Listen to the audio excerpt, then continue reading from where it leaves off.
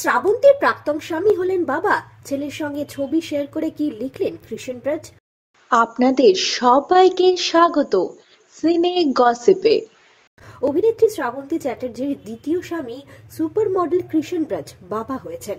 শ্রাবন্তীর সঙ্গে তার বিচ্ছেদ হয়ে গিয়েছে 2019 সালে। 21শে নভেম্বর বৃহস্পতিবারই পুত্র সন্তানের জন্ম দিলেন কৃষণরাজের দ্বিতীয় স্ত্রী আরশিয়া সিনহা। সন্তানের জন্মের পরেই ছবি শেয়ার করলেন সুপার মডেল। দেখা গেল তার স্ত্রীর সঙ্গে সদ্যজাতকে।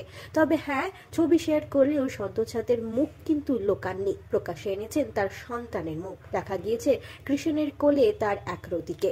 ছবি শেয়ার করে কৃষণ লিখেছেন, বাবা হওয়ার যাত্রার মতো আর কিছু হতে পারে না, ছেলে সবেমাত্র অবতরণ করেছে। আরশিয়া ও সদ্যজাত সন্তানের সঙ্গেও একটি ভিডিও পোস্ট করেছেন। ক্যাপশনে লিখেছেন, চিরকালের জন্য আমরা। দেখা যাচ্ছে হাসপাতালের বিছানায় শুয়ে রয়েছেন আরশিয়া, কোলে রয়েছে একরতি। কৃষণের এই পোস্টে শুভেচ্ছা দিয়েছেন তার প্রিয়জনেরা।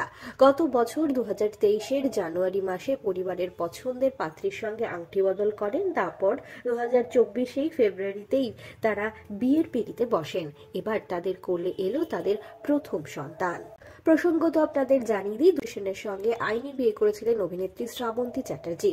একসঙ্গে থাকতে শুরু করেন তারা, তবে মাত্র কয়েকদিনের মধ্যে দুজনের সম্পর্ক ভেঙে যায়। ডিভোর্স হয় 2019 সালে শ্রাবন্তী আর কৃষণরাজের।